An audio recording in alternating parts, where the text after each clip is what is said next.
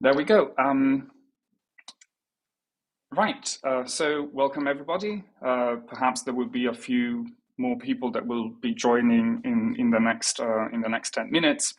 And so in the meantime, I would like to thank everybody for joining us today. I'm very excited about this workshop, and I hope that you are too. Before we delve into how to visualize data, I'm just going to give you a few technical announcements, and then we can start. So let me just share my screen. There we go. And let me do that. Here we are. Sorry, just a second. Okay. Right. So welcome everybody again. I'm still getting a few emails with people having trouble finding the link. So hopefully they got the last email. But just before I start, I would like to thank Billie Gina Thomason from the University of Liverpool, who basically was our spokesperson in terms of getting the funding and organizing the technical aspects of the workshop. And of course, thanks again very much to Jess for making this happen, really. So these two people really played a big role in making this happen. And I want to acknowledge funding from Engage at Liverpool and Methods Northwest, which are basically funding institutions located around the northern part of England that deal with funding methodology related projects or workshops. So really thankful for them to allow this to happen. And of course, also thanks to the University of Edinburgh, which is where I'm working now, for providing me with the time and resources actually to run the workshop. Sorry. Right. So practical announcements. As I said, please turn your video and microphone off. So Zoom servers are a bit lighter, but if you wish to keep your video on for any reason, you can, of course. Today's and tomorrow's session will be recorded, and as soon as the session is over and the recording is ready, I will send out a link to the recording so you can rewatch the session if you want to. And people who are joining asynchronously now, they can watch the full session through the recording. So questions will be on Slido. I'm gonna quickly share with you the link, so you can all open the link that I'm gonna send you just in a second. You can open it in your browser. There we go, and it looks like this.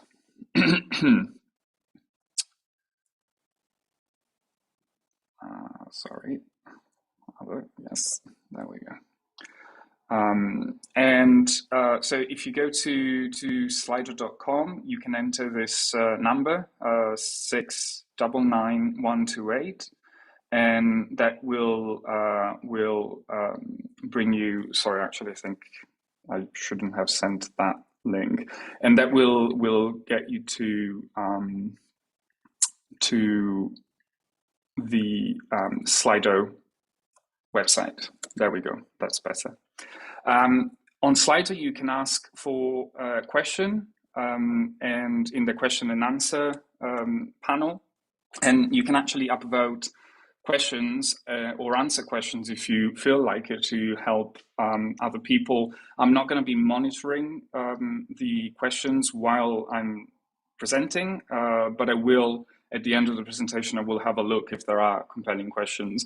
And again, please feel free to answer for people joining us today to answer questions of other participants. So before we move on, let me go back now again here. Friday's session is optional, although I do really recommend joining us. It's going to be hands-on. You can bring your own data if you wish so, or you can work with provided data sets. And basically, the way the Friday session will work is with me giving you prompts on what kind of tasks to do with your data. And ideally, I will guide you through basically from importing the data to plotting the data. So the idea is for you basically to apply the skills that you will learn today and tomorrow. And that's all. So if you're all ready, I need to ask you first to reinstall one package. It's just one, so it should be quick. And sorry for the trouble. So now I will show you actually, and send you the code that you will need to run to reinstall one of the packages. And just a second for that.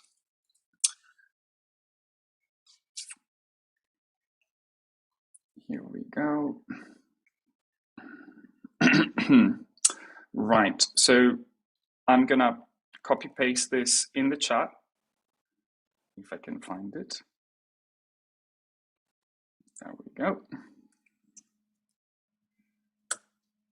Great, so if you copy paste that into RStudio, if you open RStudio and where is RStudio now?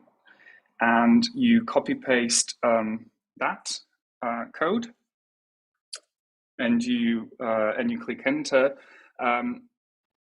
It will install the latest version of the materials, which is 1.0.5. Never mind that here it says nothing has changed because I've already installed the latest version. So while I'll be talking to you about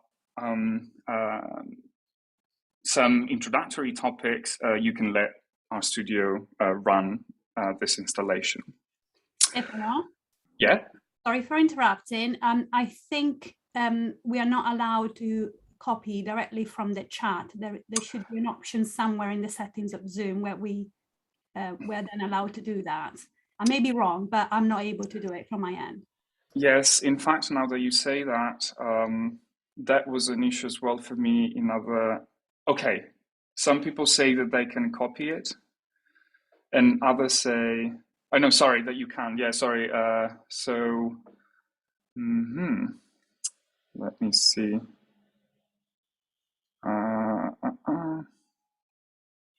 I'm actually... Never mind. I will... How should we do this? Maybe in Slido, or maybe... Yes, let's do that. That sounds like a great thing. Sorry, just a second. I'm gonna basically ask a question on Slido, and and I'll copy the code. Use this code to update. Ada very kindly also pasted the link to the to your website where we can actually get the link from. So thank you for that, Leda. Thank you. And yes. Okay, so I guess sending links. Right, and it's also on the email, so you find it in several places. Sorry for the technical hiccup. You can find it in several places, but if you didn't manage, let us know again. And thanks, Jess. Actually, Jess, if I could ask you to sometimes check the chat, and if there's something particularly relevant, then feel free to stop me. Of course. Great. Right, so hopefully we managed to get that done. So I'm going to share my screen again, and that should be this one.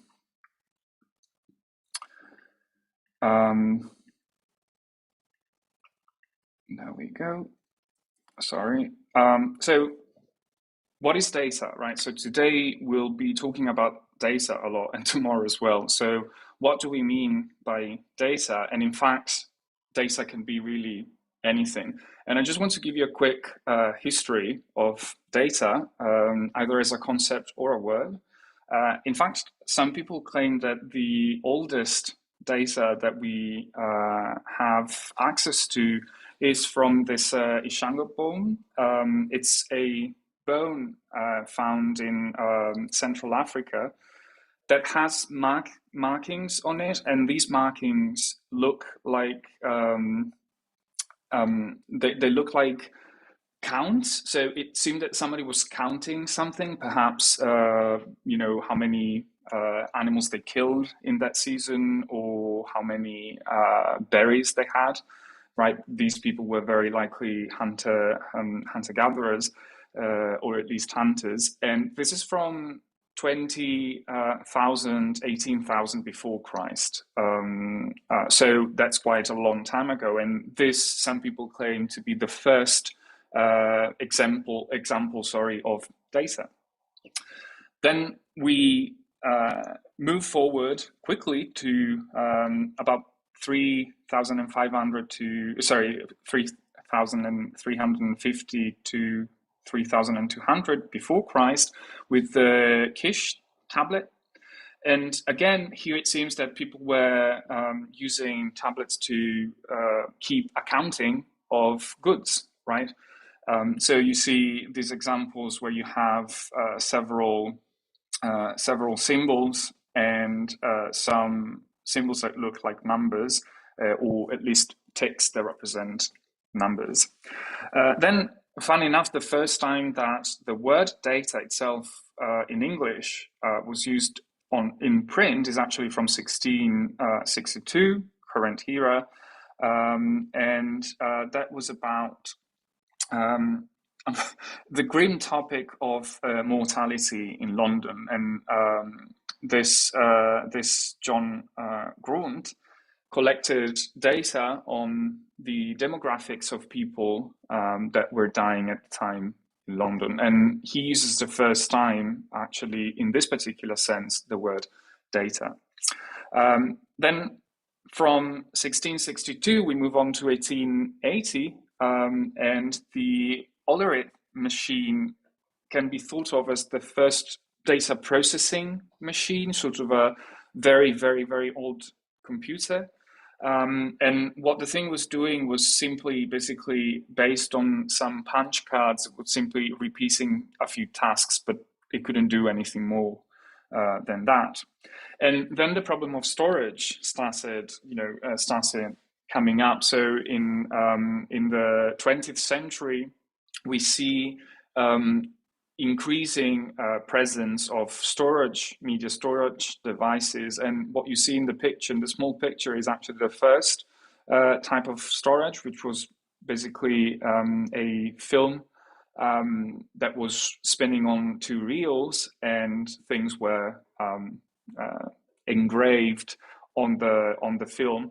That's basically like a cassette. If you are from, if you were born before the mid 90s, I'm sure you have seen them. And so that was basically the prototype of a cassette, either audio cassette or video cassette. Then we move on to 1990, where the CERN sort of invents the internet, this global network that can transmit data across the world. So you can see that even if data is actually very, very old, only recently we started taking advantage of the fullest potential of data. And actually the advent of the internet led us to the so-called big data. Big data is simply large amounts of data, right? And these are generally gathered from the internet. But how big data is depends basically on the kind of data.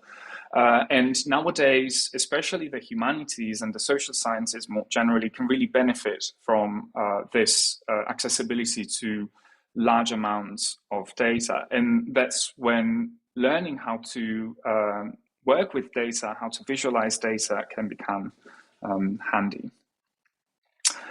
And this is where R comes in. So R is, I'll tell you more about R per se in a second, but R is a programming language, is a piece of software that you can use to read data, manipulate data, and visualize data, and do many more things. And it works with many types of data, not only data tables like the classical spreadsheets that you might be familiar with if you use Excel. You can also work with text like books, novels, or journal articles. Like text can also be used with R. GIS, Geographic Information System data, that's basically geographic coordinates and maps. Those can also be used in R.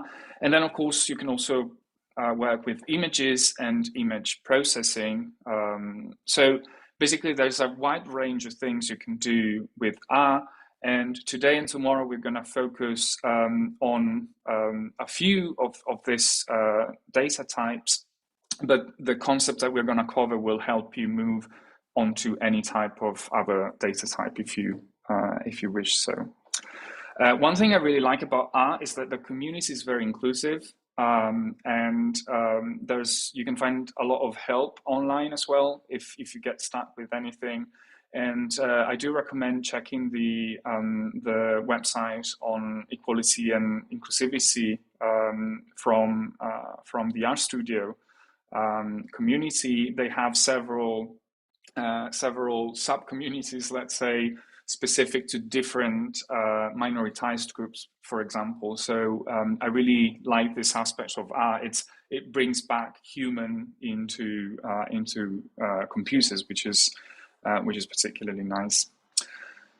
Right. So we're going to be using R in RStudio, and for beginners, it might be a little bit difficult to grasp what the difference is. So you can think of a car.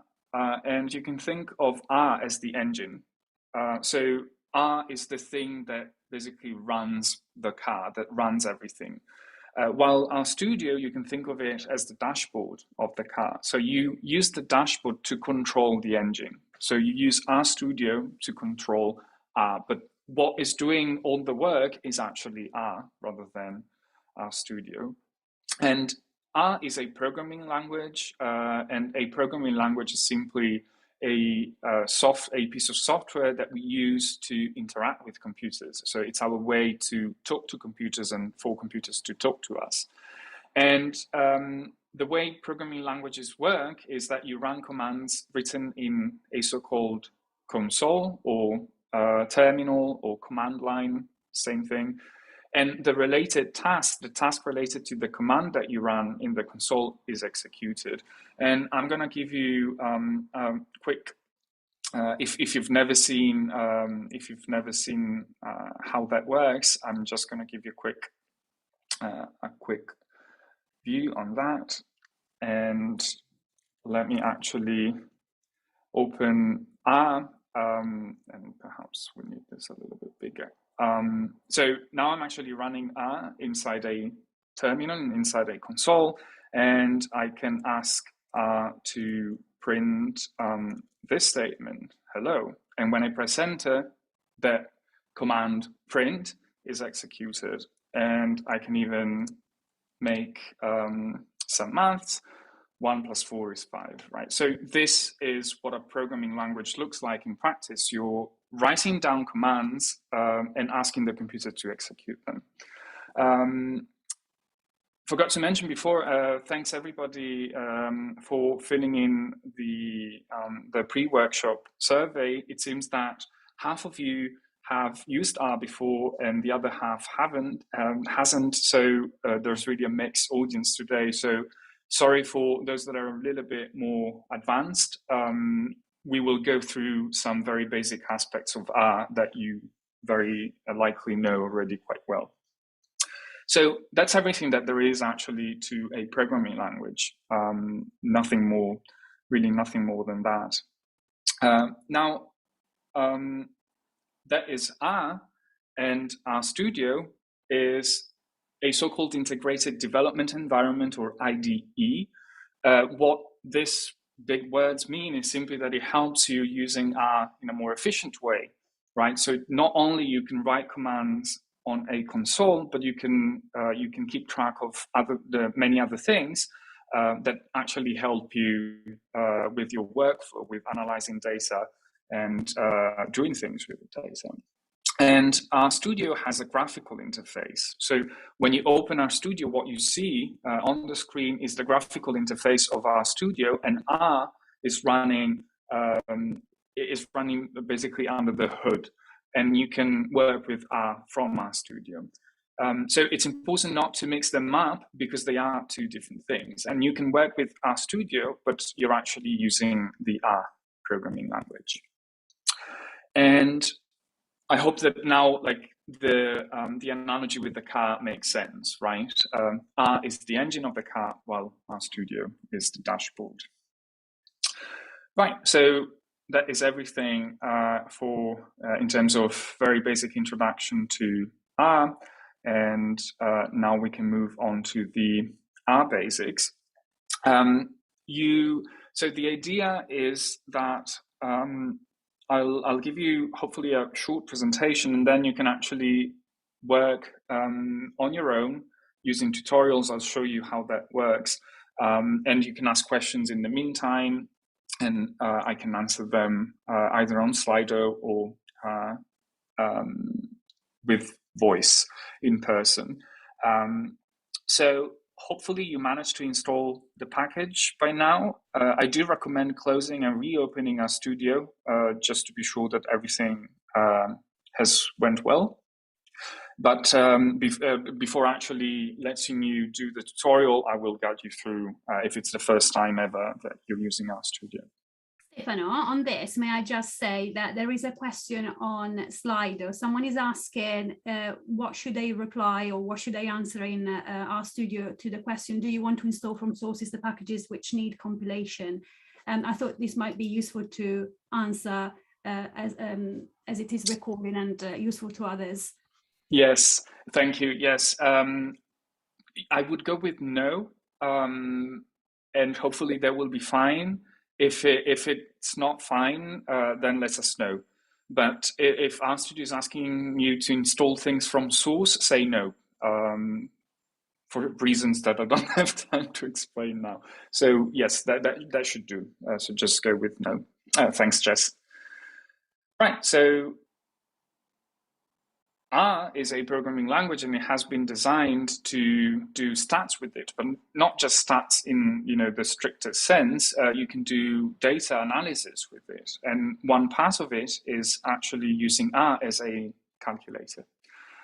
So if you have RStudio open, you can try and write 1 + 2 and press enter in the console of RStudio, and I'm going to show you now how that should look like.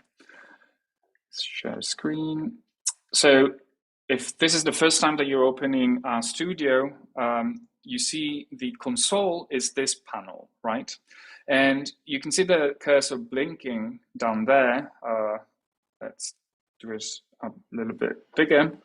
And you can type in commands over there. So you can type 1 + 2 and then press return. And when you press return or enter, depending on your keyboard, that will execute the command. In this case, it's going to add 1 to 2, which is 3. So you see the answer here. Never mind about this 1 there. We will encounter. I will explain that later on. So this is actually the answer to the command. Right. So if you have tried this and this was the first ever command running in RStudio, congratulations. It's as easy as that. You just write a command and then you press enter and the command is executed. Let me actually share the whole desktop so I don't have to move every time. And there we go. So, of course, you can try more operations if you want. Now, you can try to subtract numbers from numbers, and you can multiply numbers and that is the star. And you can divide numbers, that's the forward slash. So you can basically use plus, minus, star, and forward slash to do basic calculations, right? This is really the basic thing that you can do with R, but in fact, most times you won't be doing these kind of calculations. You will be doing more complex things. Of course, you can chain operations, so you can do 6 plus 4 minus 1 plus 2, and that will give you 11. And you can also, of course, chain multiplications and divisions with subtractions and additions, but be careful because the order matters. And you can see here the multiplication and division take precedence over subtraction and addition, right? So in this case, you don't have any parentheses. What R is doing is first is multiplying 4 times 2, then 3 times 2, and then is adding those together. And it's easier to think of this if you actually add parentheses. So you're actually multiplying those two numbers, and then you add them together. And if instead you wanted to add 2 plus 3 and then multiply those by 4 and 2, then you would need to put parentheses this way.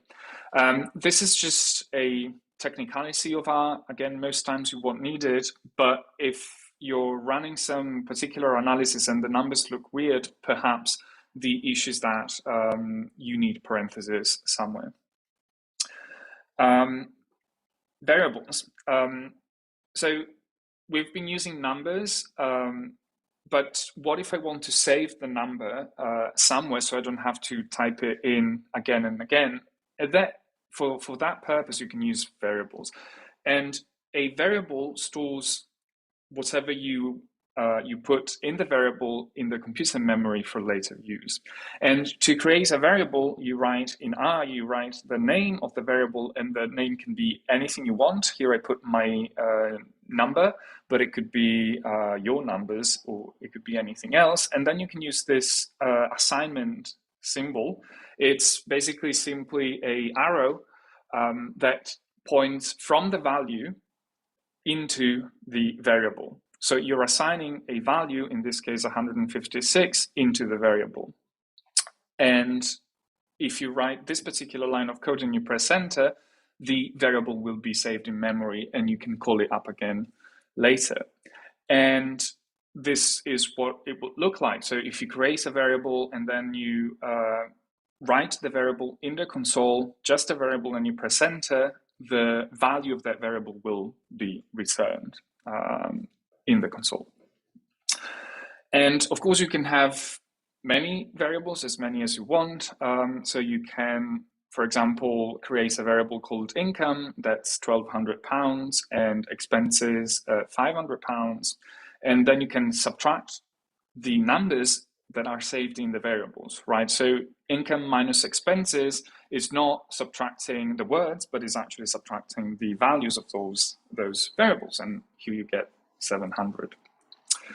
And you can go all the way with variables, so you can actually save the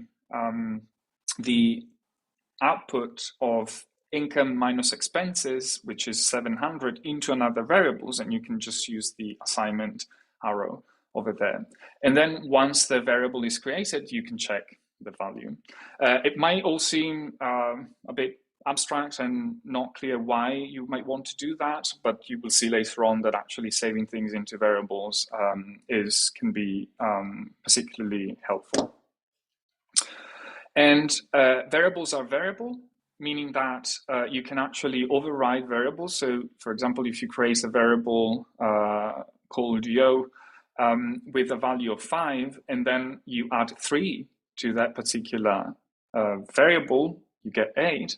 But then if you write this with assigning a 3 to yo, and then you do the operation again, this time you're going to get 6. So with this line, since it has been run after this line, the variable has been overwritten. So now it has a value of 3 rather than a value of 5.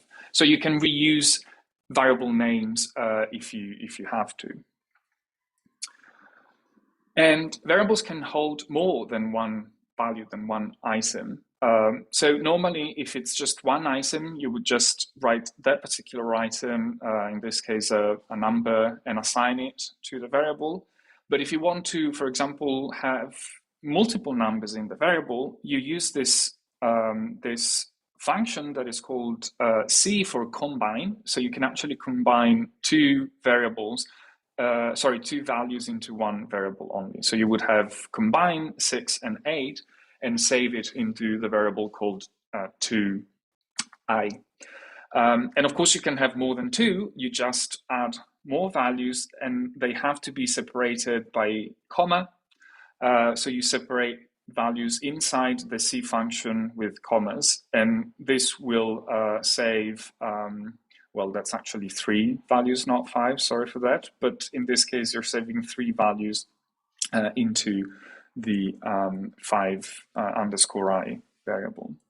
Note that these are the same, so whether you write 6 or C6, so whether you write the item or the item inside the C function, it doesn't make any difference, right? Because it's still one value. So the fact that you're just using combine, it's not going to combine 6 with anything else because you just gave it 6. And R can't really function without functions. Functions, and we've seen one already, the C function, are operations that are performed on one or more arguments, right? So technically, whatever you put inside functions are called arguments, and some functions take one argument, other functions take more than one argument, and some functions don't take any argument at all. So you call them without specifying an argument. And this very simple function is the sum function that sums numbers. So the arguments to sum are actually numbers. And in this case, and functions are always, they always look like this. You have the name of the function, then you have parentheses, and inside the parentheses you put arguments.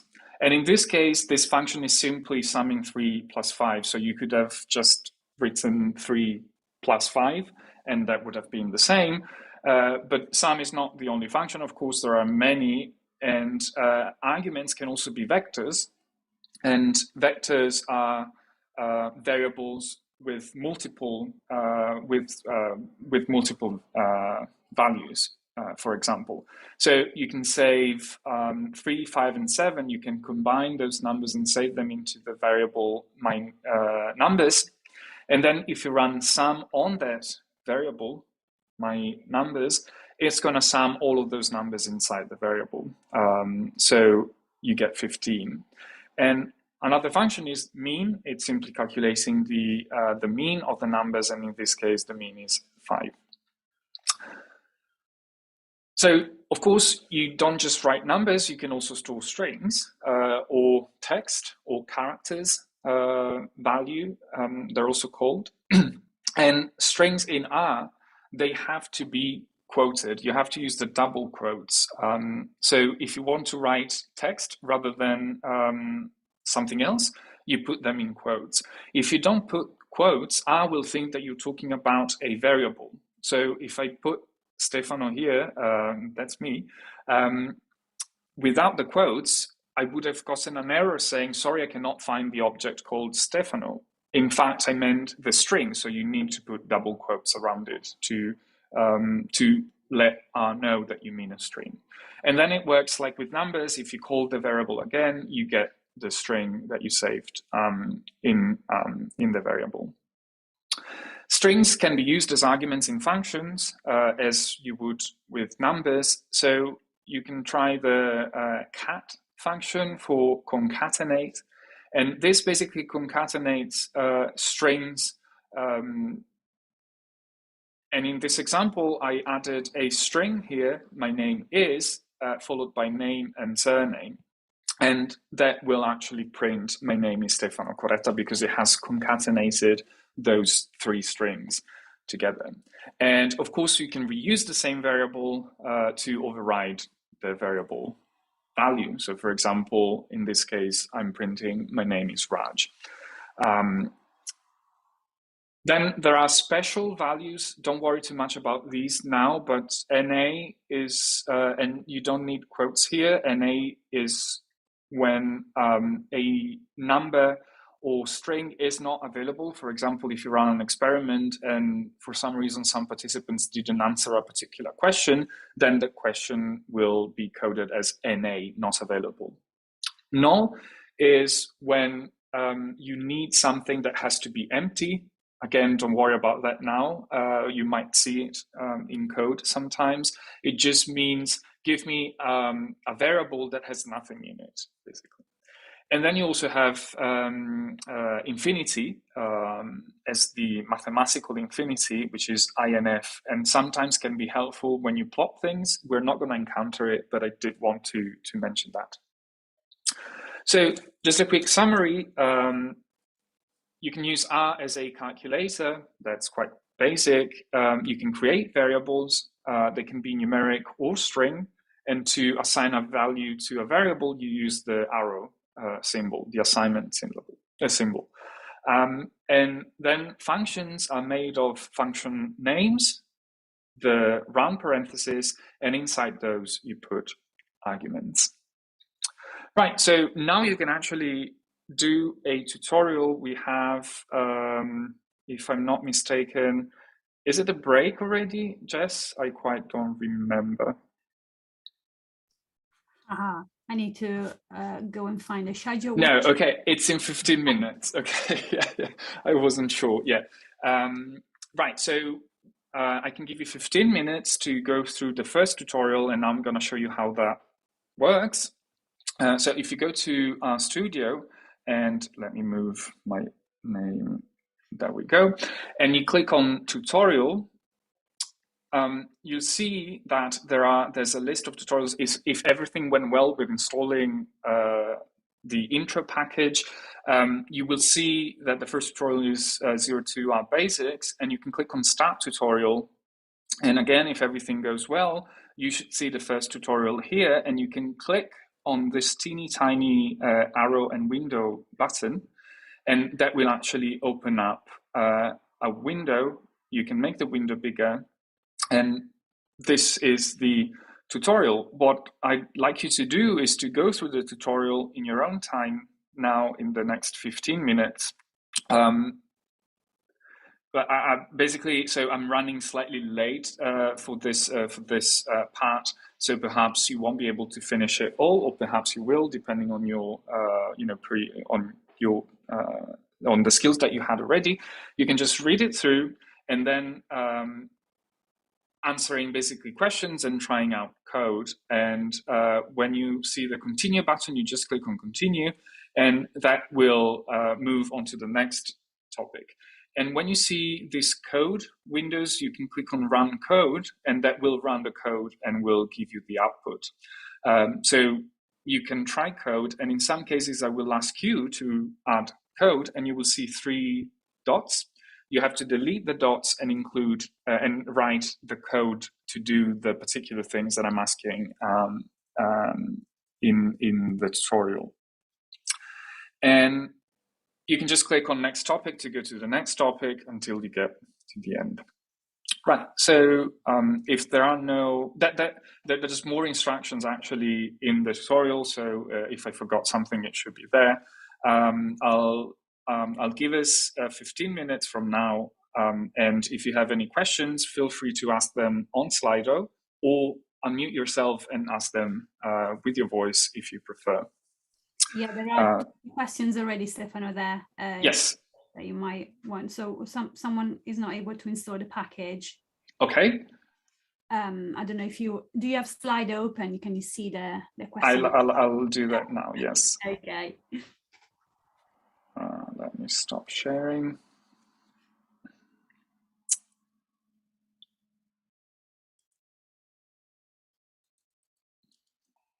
There we go.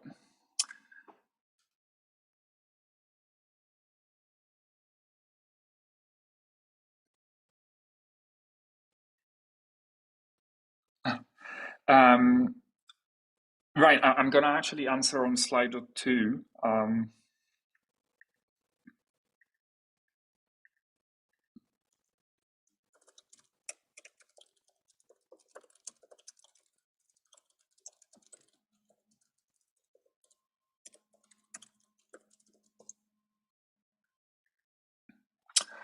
If it says use false equal true, it's because you already have the latest version. So you don't have to reinstall the package. That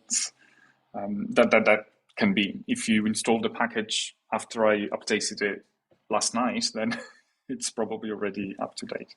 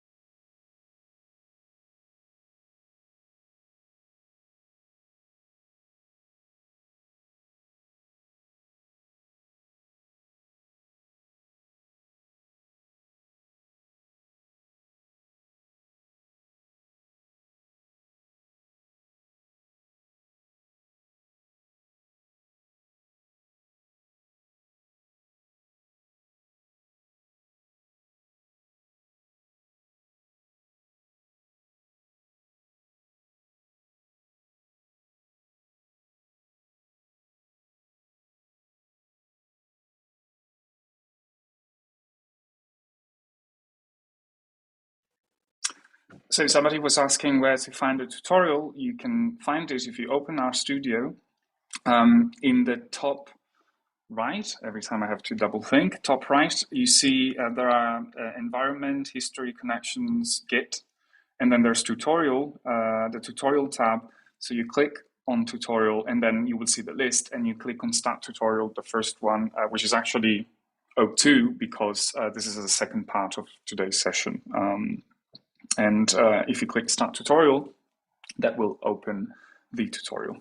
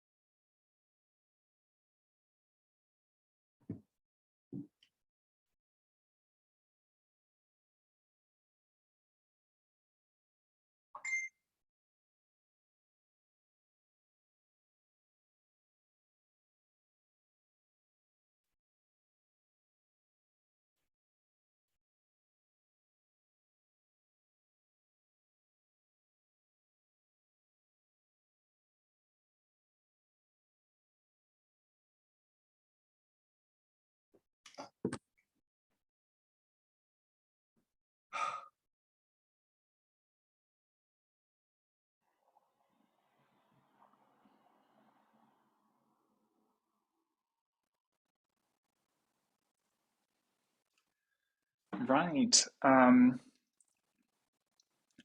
Hopefully you managed to work out most of the tutorial. I know there are a few people that do not see a tutorial panel tab. I'm not quite sure what the issue is, and I think if you send me a direct message, hopefully you can on Zoom, rather, I can try and help you out in the next few minutes.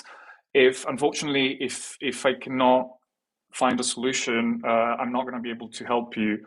And what you can do is just observe, or you can join later and watch the recordings instead. And perhaps in the meantime, we can try and fix the issue.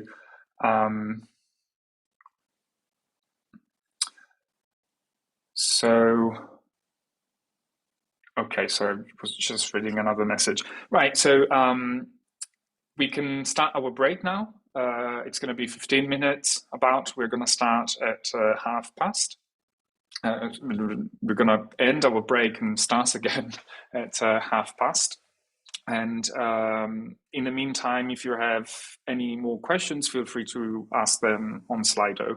And after the break, I will go through them.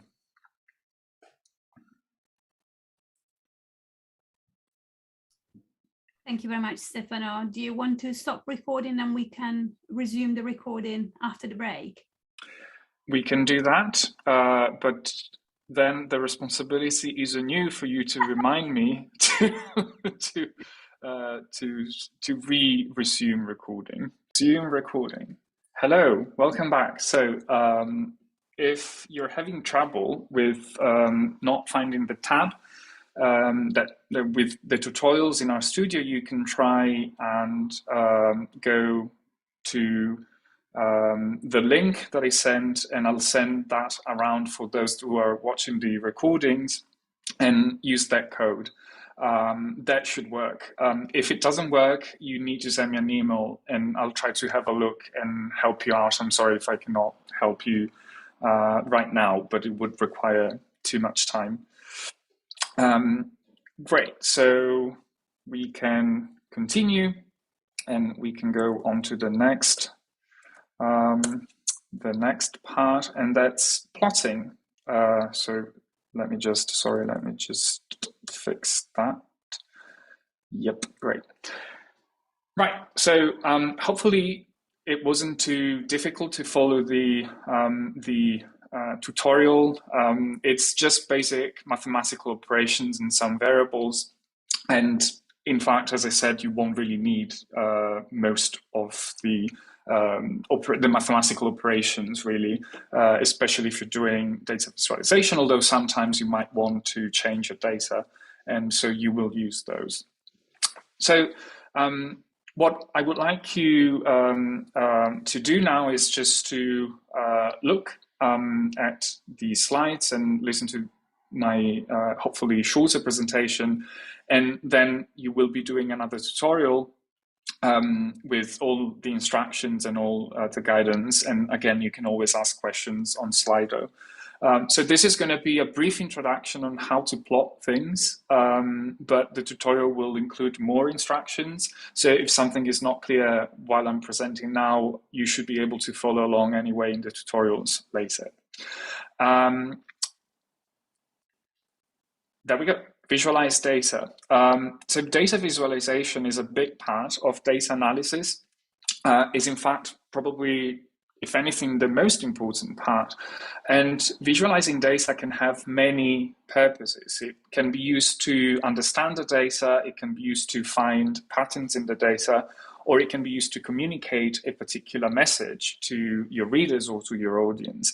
And there are like thousands of different ways of visualizing data. And whether one particular way is appropriate, and more appropriate or less appropriate, will depend on the kind of data and on the kind of message or purpose that you are pursuing in visualizing data. So really, visualizing data is both a science and an art, and you never stop learning about it. And in this workshop, I will introduce you to some plots, some type of visualization that is generally frequently used in the humanities, but there's plenty more. But with the, again, as before, with the skills that you will learn today, you will be able to understand other types of graphs that we're not going to look into today. So there are several graphic systems, they're called, so ways that you can actually do data visualization in R. These are the three that you see here are the most common. There's base R, and base R is simply what you get when you install R, right? There are some basic functions, and those functions can do some basic plotting, and we're going to see that in a second. Then you can add other packages. You can install more packages, and we'll see about that later. You can install more packages so that you get more new functions, and you can actually use your data in a more efficient way. And one of these packages is called Lattice. I generally don't use it, but there's also an option. What we will be using instead is ggplot2. That is part of the tidyverse, and we'll talk about the tidyverse later. There are others, but this workshop will focus on ggplot2. Before going to ggplot, I want to show you how base R plotting works. The most basic function in base R is actually the plot function, unsurprisingly, and that takes a different number of arguments depending on what you're plotting. Here, I'm just simply plotting two continuous variables, right? Two series of numbers, and I'm just saving a vector of numbers, a series of numbers from 1 to 10. This column that you see there just means give me all of the integer numbers from 1 to 10. It's a shortcut, basically. Instead of having to write 1 to 10, you just write that. And here I'm exponentiating these numbers by 3. And then basically I want to plot a graph that has on the x-axis these numbers.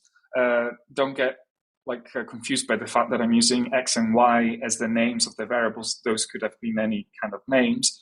And on the y-axis, instead, you have the exponentiated numbers. And this is how it looks like.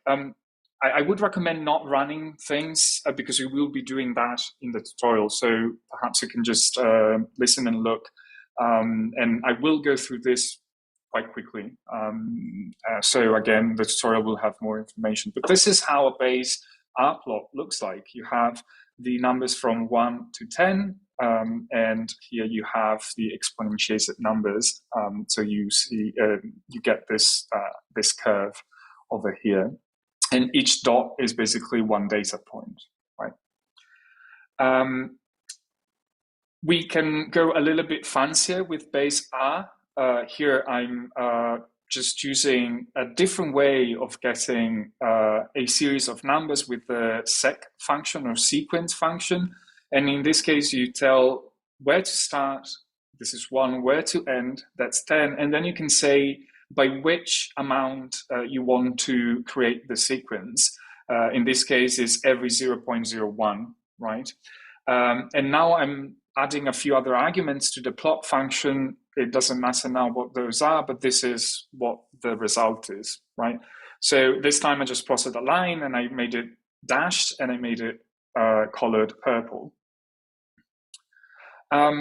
So I mentioned before packages. So you all the packages that you install are installed in the so-called R library. The R library is simply a folder on your computer, stored somewhere on your computer, depending on which operating systems you have, will be in a different place, confusingly.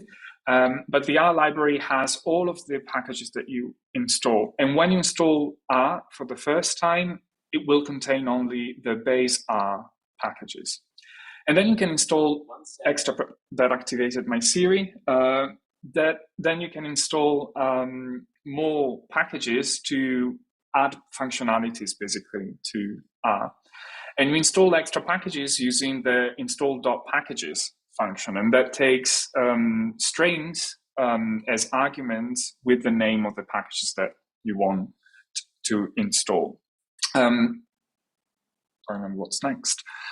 You can try, if you want, you can try and install the package Fortunes, which is a silly package that basically prints random quotes related to R when you type a particular function. So if you want to get the thrill of installing a package, you can use install packages Fortunes here, and that will install the package into the library. So do not mix up packages and library. The library contains the packages, and you install the packages into the library.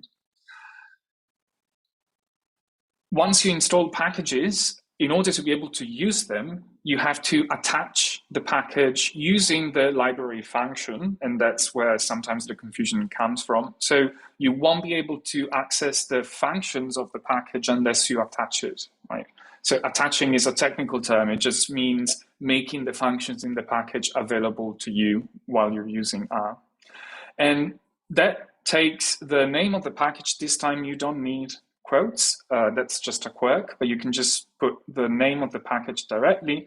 So after installing Fortunes, if you run library Fortunes, that will attach the package, right?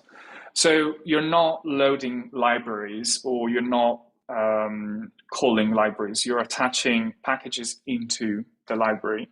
It might seem like something that is not relevant, but when you have troubles installing, attaching, and everything, and then you have to describe your issue, it gets easier if you stick to the conventional terminology, for example.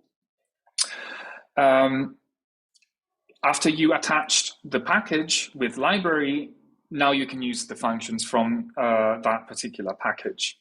And you can, if you want to try, you can run this line of code, Fortune. You can see this is a function and it doesn't take any arguments, but you still have to include the parentheses, right? But inside there's nothing. And that will print a random quote about R. Sorry, like you don't see the whole of it. But some are funny, some others are not, and some I don't understand. So perhaps you'll get one that is funny. So that's how you install packages. You attach them to the library, and you install them to the library, you attach them with library, and then you can use the functions in that particular package. Right, now we can move on to ggplot instead. So we have seen what base R looks like. Now we know how to install extra packages. ggplot2, the package, is part of the tidyverse. When you installed the intRo package, that also installed all the tidyverse packages for you. The tidyverse is a collection of packages that work well together. And ggplot2 is one of those packages. The entire workshop, as I said, will be based on tidyverse packages. So you learn one thing that can help you do different things, and once you learn that, you're basically settled for many tasks. This is how a plot in ggplot looks like. The function, remember that the base R function was plot. For ggplot2 is just ggplot. There is no 2 here. ggplot2 is the package and ggplot is the function. And you have to specify the data that you want to plot. I'll show you how this looks like in a second. And in this case, I'm just telling ggplot to use the mSleep data, which is data on duration of sleep and REM phases in different animals. And then I'm asking to plot the sleep, the total duration of sleep and the duration of REM phases in the X and Y axis, and I want to see points in the plot. This is more carefully explained in the tutorial, but this is how it looks like. You have sleep total at the bottom. In the horizontal axis, you have sleep REM on the vertical axis, and then you see all of the dots are individual animals. If you use, for example, GG Repel, which is an extra package that you would have to install, you can also add labels onto this plot, and they are moved around to avoid overlapping, for example. If there's a lot of things, it doesn't work particularly well, so you do see still some overlapping, but if you have less labels, it actually works quite well. So basically, I'm asking if you sleep like a giraffe or a brown bat. That could sound as an insult, but giraffes are known for sleeping very little, while the big brown bat is actually among the animals that the big brown and little brown bats are among the animals that sleep the most, about 20 hours per day. I wish I could do that too.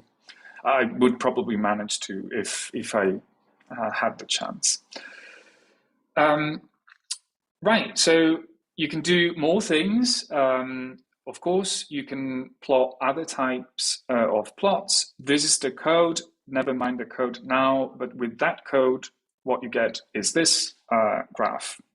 And this is just plotting the the number of users across time for a few social platforms. You can see how Facebook is just been increasing and increasing, and TikTok. This is millions of users. So this is actually 500. Sorry, yes, something like that. Anyway, TikTok is recent, so you don't get much data before 2017.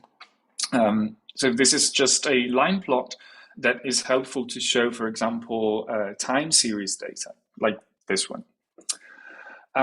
Then, of course, you can also plot bar charts or bar plots. This is, again, the code. Don't worry, if you're not familiar with the code, it's going to be explained carefully in the tutorial. But with that lines of code, you get this one. And this is a bar plot that shows the number of languages by endangerment status. So you have not endangered languages, and you can see that they are the most frequent. And then you have the highest level of endangerment, which is actually extinct, meaning that there are no speakers left.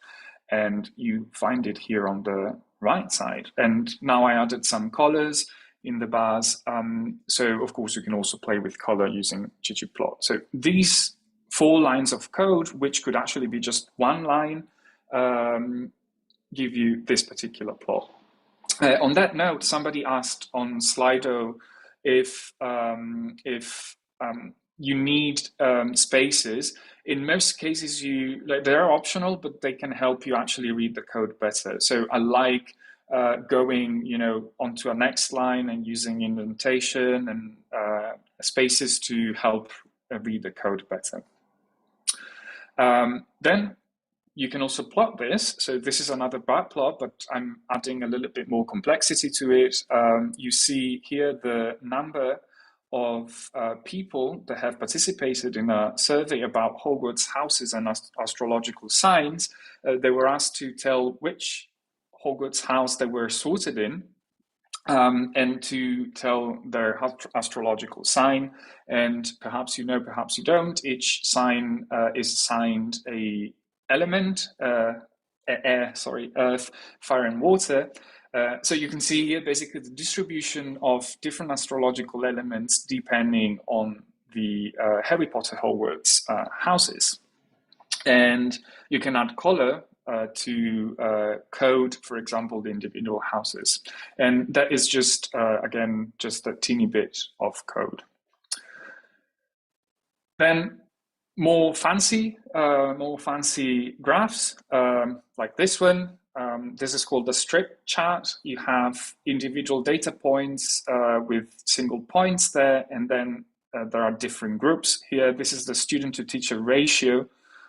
So it's how many students per teacher individual countries in several regions have.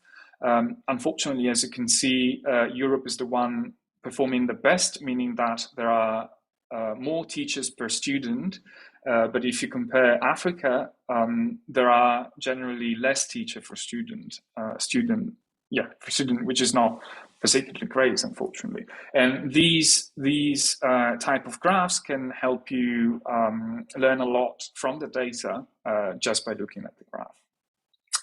Then last one another type of graph is this one. It's called a mosaic plot, and this allows you to visualize numbers of occurrences or number of items in two related categorical variables. For example, here it says people have answered the question, is it rude to decline an invitation? No, somewhat, yes. And the other question was, how often do you decline invitations? And that was never once in a while, half the time, usually, and always. And you can see here how many, like just by visualizing this, you can see how many people have answered in the individual categories, right? So in fact, you can see that most people said that no, it's not rude to decline an invitation. Right, so that leaves us 25 minutes for the tutorial. And the tutorial now is the number 3. So if you go back to our studio, you might have to stop the earlier tutorial. There should be a stop red button somewhere. You can click that. And if you need, you can click on the return to home symbol in the tab to go back to the list of tutorials, and you can start the tutorial number 03 for plotting. It's a bit longish, so let's see how it goes. And if most of you actually haven't managed to go at least past half of it, then we can take a little bit more time after the break. So if there are no questions, I'm going to start yet another timer. This time is going to be 20 minutes, 25 minutes. So you can go through the tutorial, again, ask questions on Slido, and then we're going to have another 15-minute break.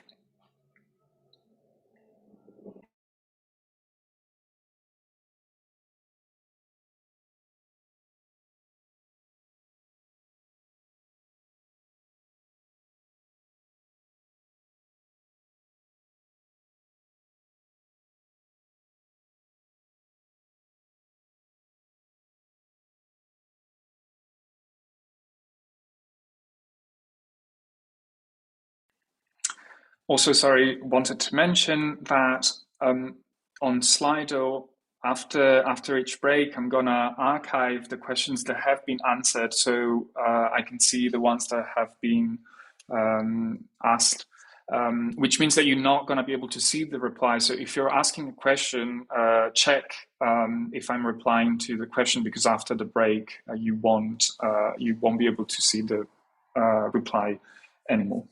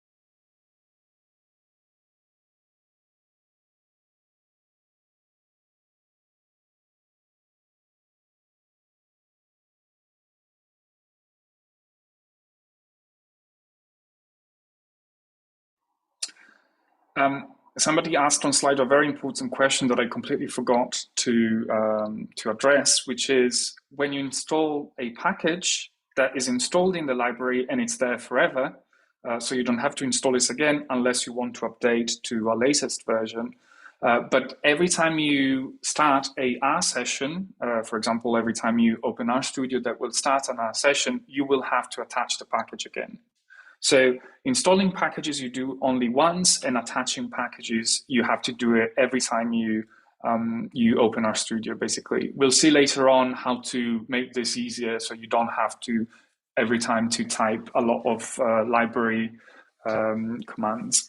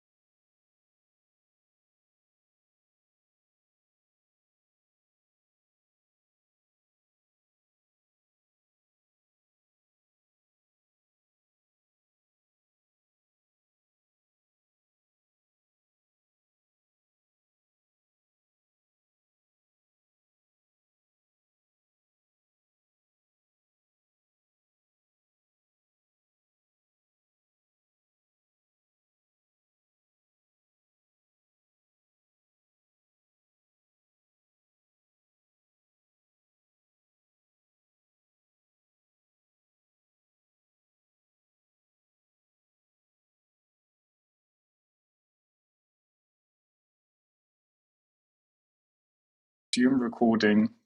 And I can tell you that in the last exercise, the line type, I forgot to show you what the data looks like. So in fact, what you want to do is plot the oh God, what was it? Year in the x-axis, area in the y-axis, and then line type equals use. So thanks for spotting that that in the last exercise. And I guess I'll go through the other questions, and we can have a 15-minute break now, which I'm gonna start now, and then we can go through the last session for today, last part for today's session.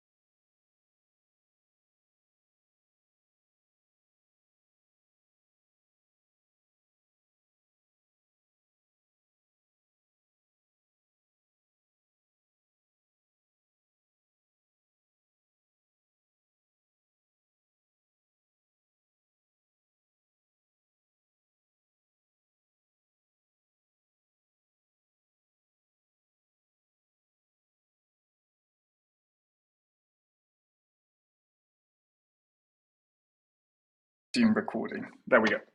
Right, so there have been a few questions about the last exercise, and in fact, that's my bad because I forgot to show you what the data set, what the data frame includes. That's why it wasn't very clear what to do. Perhaps some of you might have guessed, but I'm going to show you. A trick. Well, first I have to share my RStudio, otherwise you don't see anything. Right, so basically here, what you have to do is to include something for the x-axis, from the y-axis, and for line type. And I forgot to show you what the data set looks like. And in fact, you can cheat and just delete everything except the name of the data frame. And if you run the code, you will see what the data frame contains. And there's actually a year column, the total area in I think it's billion hectares, and then the use for individual uses of land. And so once you see that there are these columns, you can click on Start Over, and now you can just write here. Yes. What was the other thing? Area and line type equals use. Oh yeah, sorry. First I need to run that. Now I can go back here. And that is how it looks like. If you want, you can even add color use, and that will also color the lines. So you have both the line type, those are massive lines, let's try size 1. You have both color and line type, right? So that was the last exercise. Yes, great. So let me show you everything. Basically, what we're going to do now is to import and transform data. So up to now, you've been using data that was already imported into R, and that data actually comes from the intRo package that you installed. So all of the data that you've been using so far was already in R for you to use. But what if, in fact, you want to import your data, and in most cases that is going to be the case, you have some data saved in some format on your computer and you want to import it into R. We're going to see some technicalities about this tomorrow morning. So for now, I'm just going to give you an overview of how importing data looks like, but it's easy, but there are sometimes there could be hiccups, and those hiccups can be avoided by doing some things that we're going to see tomorrow, actually. So when you open RStudio, in fact, RStudio knows where to find files depending on the working directory. The working directory is the folder that R starts looking at from. So if the working directory is your desktop, for example, everything that is in the desktop and inside folders in the desktop and so on and so forth, R can reach them. But you always have to put the full path to the file. And to check what the working directory is, you can use the function getWD. And this is the working directory for RStudio now, in my case. In your case, it's probably going to be your home directory. I'm actually not sure. But in fact, after we see those tricks that I mentioned before, after we see them tomorrow, you will never have to use getWD, get working directory, basically. but it's good to know that, you know, it exists. And so now it's telling me basically that anything contained into intro slides, I can reach it. And I can show you actually what this directory looks like. There's a bunch of files. This is actually the folder with all the slides from today. And there's this file called fruit.csv. And if I show you how it looks like, it's a CSV stands for comma separated value. And this is the most common way actually of storing tabular data, so data that looks like a table. Generally, the first line is the header or heading, and then you have the values in the different rows, and columns are separated by commas. That's why it's called comma separated values file. And this is, in fact, this file is saved in the working directory, in the intro slides directory, which is the working directory for this particular R session, as returned by getwd. So I can actually access the file. I can read the file by simply mentioning the name, using the name of the file. And of course, to read a file, there are several ways, but I'm going to show you the data-viz way. I'm attaching the data-viz packages. And you see that one of the packages that are attached is Reader, and that is a package that you can use to read CSV files. And the way you do it is you give a variable name, for example, fruit, and you assign the data that you read from a CSV file. So that would be read CSV. And now you have to put the name of the file that you want to read. It's a string, so it needs to be double quoted. And I'm gonna write fruit.csv. For those that are not familiar with file extensions, those are the things that you see after the dot. On Windows, on basically all operating systems, by default, you don't see the extension. I actually do recommend enabling that option on your computer so you know which extension the different files have, but never mind for now. And if I press enter, it tells me there are 3 rows and 3 columns in this file, and the delimiter, what separates the values, is a comma. And then it tells me that there is a column, 2 columns that are called fruit and provenance that have characters, that have text in them. And there's quantity that has a number. DBL stands for double, and it's a type of number, never mind what that is. Now the data set is in the R session, and you can find it in the environment tab.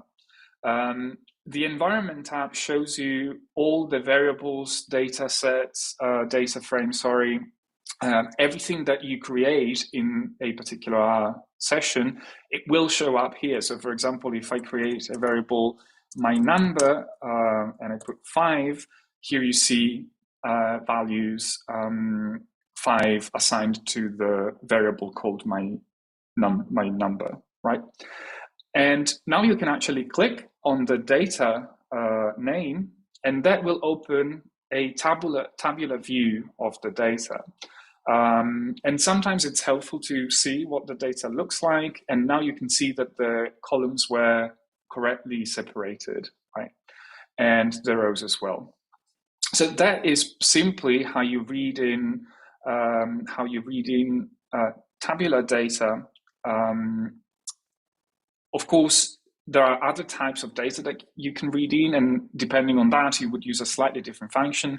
But for most purposes, actually read underscore CSV is actually the function that you will be using the most.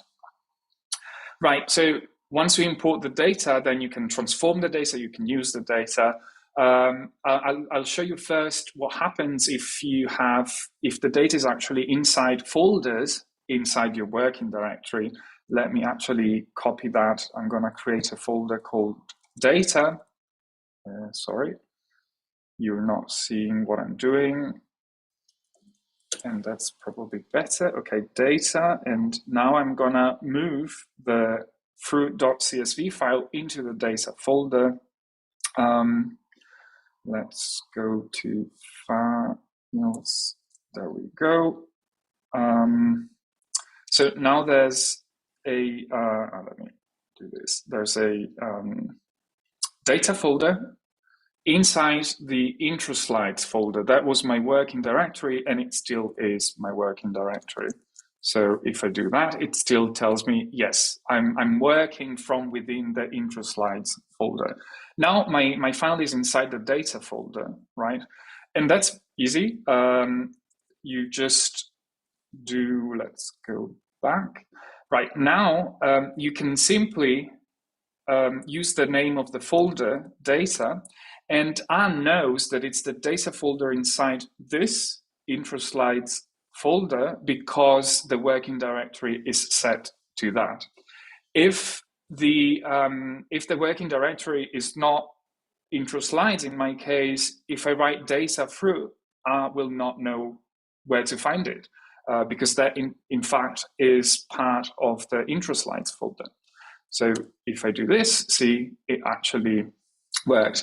And of course, you could have, folders within folders within folders, and you just write it this way. So if I create a new folder called raw, for example, and I copy, let's move my file inside that. Right, now I need to use this particular code to read the file. And there you go. All this working directory shenanigans will be clearer tomorrow morning when I'll teach you some tricks. Right, so you can actually start now the tutorial 4, which teaches you how to import and transform data. Due to technical reasons, you won't be importing files while you do the tutorials. You will actually be reading files from the internet, but the principle is the same. And you will go through some ways of transforming the data. So you can go ahead. That gives us 30 minutes. I think this tutorial is a bit longer than the others, so perhaps 30 minutes is just enough. But you can start working on that, and as usual, if you have questions, you can ask on Slido. I sent a message. I realized that for some reason, in order for participants to answer questions on Slido, reply to questions, you need the paid version.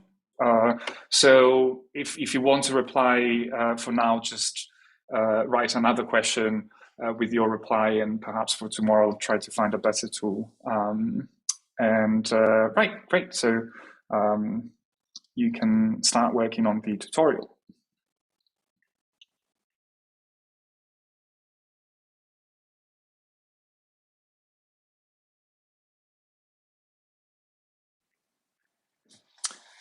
Great, so since we are approaching the end of today's session in a few minutes, in 8 minutes, in the meantime, there have been very good questions coming up on Slido. And I will be addressing those now. Stop sharing. So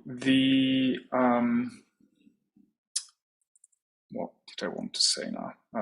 Let's share intro. So the first under filter. When I say now inspect the data, that actually was not supposed to be there because I show you the data already above. So you can just skip that. As with mutate here, sorry, actually, is it filter? Yeah, still in filter, the last box, I should have explained this a little bit better, but basically I'm just asking to rewrite this filtering using the pipe. So what you have to do is actually to start with pyramids, then you put the pipe with that, and then it's simply like that, right? So you're actually piping the data frame into the filter function. This will come handy later on. So like if you don't see the point now, it's fine. It will make more sense tomorrow, and then that will filter by site. Also in mutate, where is it? Here, I forgot to tell this code box down here to use the output from the previous one. So that's why if you run it, you don't see the square column. But if you copy paste the code from the previous box into that, I will fix that. If you want to redo the tutorial in the future, I'm going to fix this, but for now you can just copy paste the code from the previous code box onto this one, and then you will see the square folder column, sorry.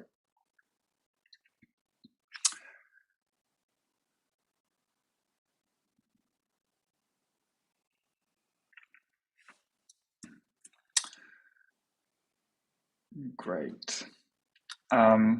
So there are 5 minutes left. If you want to stick around until the end, you can keep on working with the tutorial. In the meantime, I'm gonna just tell you what is going to happen tomorrow. Tomorrow we're going to start 45 minutes later than we did today. So in UK time, that's going to be 10 rather than 9:15. And we're going to finish at noon, so 15 minutes later than we do today. And tomorrow we're going to explore slightly more advanced things. So there might be a bit of a jump from today to tomorrow, but again, you will be doing tutorials and everything, so it should be easy to follow what we're going to discuss tomorrow. I will make the recording available later today, as soon as it's ready, and that will happen again tomorrow as well. Then I will send you more details for Friday. And on Friday, there are 2 sessions. They're the same. There's one in my morning, European morning, and one in the afternoon, in the evening.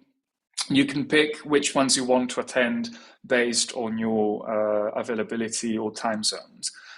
So you don't have to come to both. Those will not be recorded, and they're optional. So you're happy to come if you want to join. Otherwise, the materials that I will go through on Friday, the prompts that I will go through on Friday, I will make them available. Not sure where yet, but they will be available. So if you don't want to join, you will be able to try things out on your own, but they won't be recorded. So somebody was asking about the pipe. If what is not clear is what the pipe is doing, is simply transferring whatever is before the pipe onto the following thing. For example, in this case, it's just taking the data and including it, and it's transferring the data into the select function. So normally you would have to specify the data when you use select, mutate, filter. But in this case, you don't have to, because the pipe is doing that for you. And again, it will become clear why you want to use that tomorrow when we're going to do more complicated graphs. And we have 2 more minutes to go. If you have questions that you want to ask, you can still ask questions on Slido.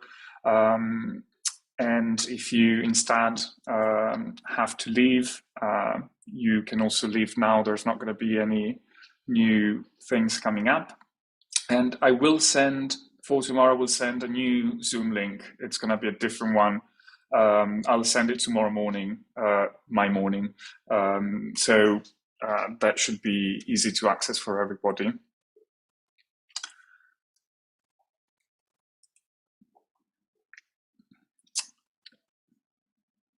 Jess, are you still with us, or did you have to leave? I quite don't remember. I am still here. Oh, you are. Okay. Yeah, yeah, Yes. absolutely. I have been trying to finish the tutorial as you were still talking. Right. Yeah. Yeah, but it's been a very, very interesting morning. Thank you so much, Stefan. It's been great. Thank you. Yes, if you haven't finished this tutorial, that's fine. Perhaps this one in particular was a bit longer than the time that we had to do it, but you can continue at your own time. And if more questions come up, we can go through them tomorrow before we start. So yes, thanks everybody. I hope you enjoy the rest of your day or night, or whichever part of the day you are right now. And I'll see you tomorrow.